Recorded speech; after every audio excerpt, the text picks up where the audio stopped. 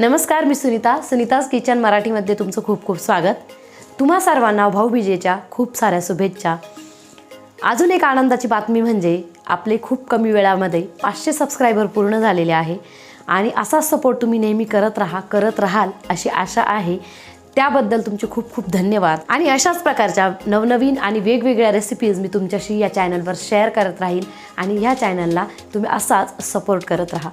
तर आज आपण करणार आहोत मुरमुऱ्यांचा चिवडा। तो करण्यासाठी मी काय तयारी केली आहे ते बघूया। मुरमुऱ्यांचा चिवडा करण्यासाठी मी इथे मक्याचे जे पोहे भेटतात मार्केटमध्ये ते घेतलेले आहे। हे तुम्हाला आवडत नसतील तर स्किप पण करू शकतात। तर त्यानंतर मी घेतले आहे डाळीव, साधारण एक 200 ग्रॅम आहेत त्या, आणि शेंगदाणे ते पण 200 ग्रॅम, आणि खोबरं घेतलं आहे, त्याचे छान काप करून घेतलेले आहे। हळद, पिठी साखर, एक 5 ते 6 हिरव्या मिरच्या ज्या आहेत त्या कट करून घेतलेल्या आहे। या पण नाही घातल्या तरीही चालतात, पण एक थोडीशी तिखट टेस्ट अजून हवी असेल तर तुम्ही एक 5 ते 6 हिरव्या मिरच्या घालू शकतात। त्याचबरोबर इथे कढीपत्ता जो आहे धुवून आणि स्वच्छ करून घेतलेला आहे। आणि मार्केटमध्ये जो चिवडा मसाला भेटतो तर त्याचं एक पॅकेट 1 किलोसाठी लागणारं पॅकेट जे आहे ते मसाल्याचं पॅकेट मी घेतलेलं आहे।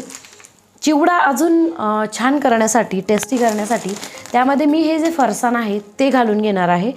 तर ते पण आवडत असेल तर घालू शकता, किंवा हेवी थोडासा चिवडा करायचा असेल तर त्यासाठी अशा प्रकारे फरसाण तुम्ही घालून घेऊ शकतात। हे जे सर्व साहित्य आहे ते मी 1 किलो मुरमुऱ्यांसाठी घेतलेलं आहे। अशा प्रकारचे पॅकिंग मुरमुरे मी घेतलेले आहे।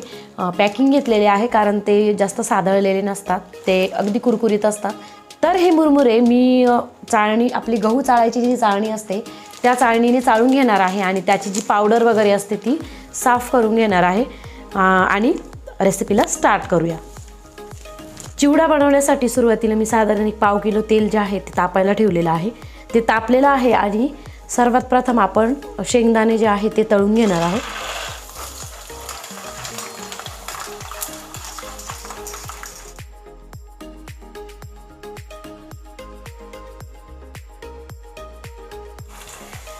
शेंगदाणे छान तळून झालेले आहे, आता आपण ते काढून घेऊया। अशा ताटामध्ये मी ते काढून घेते आधी। आता आपण जो मक्याचे पोहे आहे ते तळून घेतोय।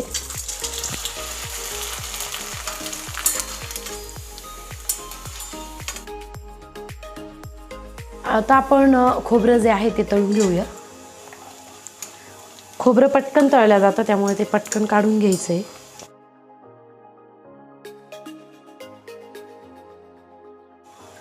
आता आपण तेलामध्ये मिरच्या ज्या आहे छान तळून घेऊया। मिरच्या छान कडकडीत तळून घ्यायच्या आहे, कारण त्या थोड्याशा ओलसर जर राहिल्या तर चिवडा जो आहे तो सादळून जातो, त्यामुळे आपण कडक तळून घेणार आहोत।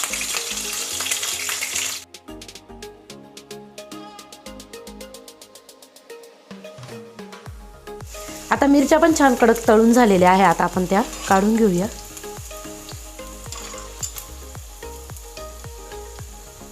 तर या कडकडीत तेलामध्ये आपण कढीपत्ता तळून घेणार आहोत।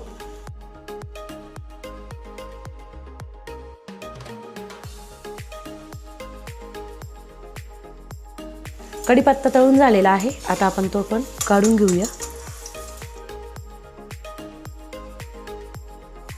आता आपण डाळ्या ज्या आहेत त्या तळून घेऊया।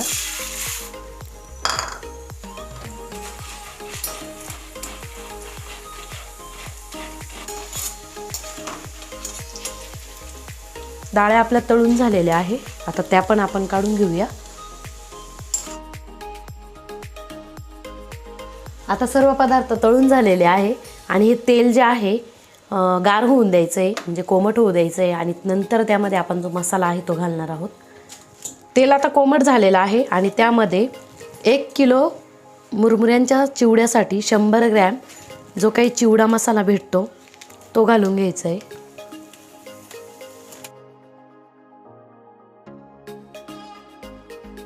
तर हा मसाला जो आहे तो अगदी थंड तेलामध्ये आपण घालून घेतलेला आहे। आता आपण जे मुरमुरे आहे त्यामध्ये जे तळलेले पदार्थ आहे ते आधी घालून घेऊ। 1 किलो मुरमुऱ्यांसाठी मी अशी मोठी पाटी घेतली आहे, कारण आपल्याला मिक्स करता आलं पाहिजे चांगल्या पद्धतीने. आणि त्यामध्ये आपण जे तळलेले सर्व जिन्नस आहे ते घालून घ्यायचे आणि ते एक चांगल्या पद्धतीने मिक्स करून घ्यायचं आहे. हे चांगल्या पद्धतीने मिक्स करून घेतलेलं आहे. आणि आपण जो काही मसाला तेलामध्ये कोमट तेलामध्ये घालून घेतला आहे त्यामध्ये आपण मीठ पण घालून घेणार आहोत. चवीपुरतं मीठ यामध्ये आपण घालून घेणार आहे.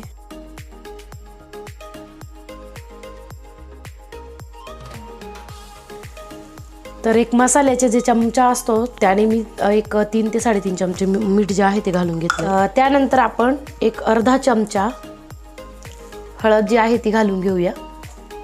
त्यामुळे मुरमुऱ्यांना पण छान त्याचा रंग लागतो. आता हा जो मसाला आहे आपण तो सर्व त्या मुरमुऱ्यांवर घालून घेणार आहोत आणि मिक्स करून घेणार आहोत.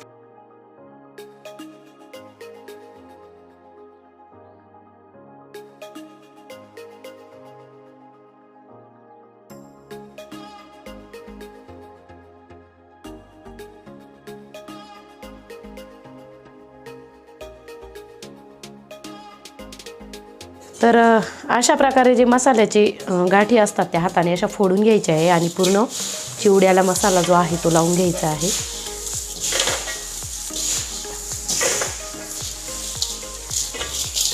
आता पूर्ण मसाला जो आहे आपण तो चिवड्याला लावून घेतला आहे. तर आता आपण काय करणार आहोत त्यामध्ये थोडी पिठी साखर घालणार आहोत, ज्यामुळे त्या चिवड्याला गोड अशी थोडीशी टेस्ट येते. आणि जे लिंबू पावडर असते म्हणजे सायट्रिक ॲसिड ती पण पावडर थोडीशी घालून घेणार आहोत. त्याच्यामुळे थोडासा आंबट ट्विस्ट येतो त्याला, म्हणजे गोड आंबट तिखट अशा प्रकारची टेस्ट जी आहे ती त्यात चिवड्याला येत असते. त्यामुळे आधी आपण पिठी साखर घालून घेऊया.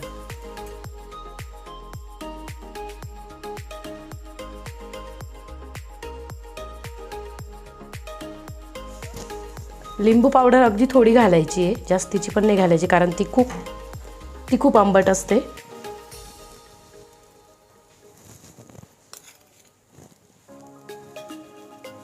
आणि हे सर्व मिक्स करून घ्यायचं आहे.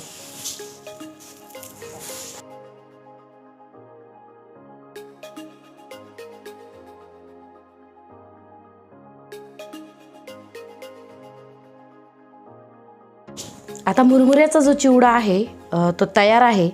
त्याला थोडासा ट्विस्ट देण्यासाठी मी त्यामध्ये तिखट फरसाण जे असतं ते घालून घेते. फरसाण जे आहे तुम्ही चिवड्यामध्ये स्किप करू शकतात. आता हे फरसाण जे आहे आपण ते मिक्स करून घेऊया.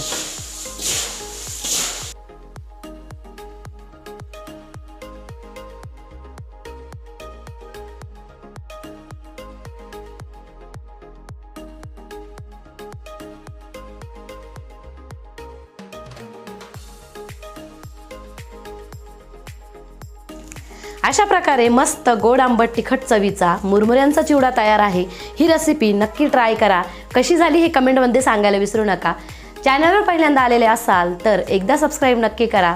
बेल आयकनचं बटनसुद्धा प्रेस करा, ज्यामुळे येणाऱ्या नवनवीन व्हिडिओचं नोटिफिकेशन तुम्हाला वेळीच भेटून जाईल. चला तर भेटू आपण आपल्या नेक्स्ट व्हिडिओमध्ये.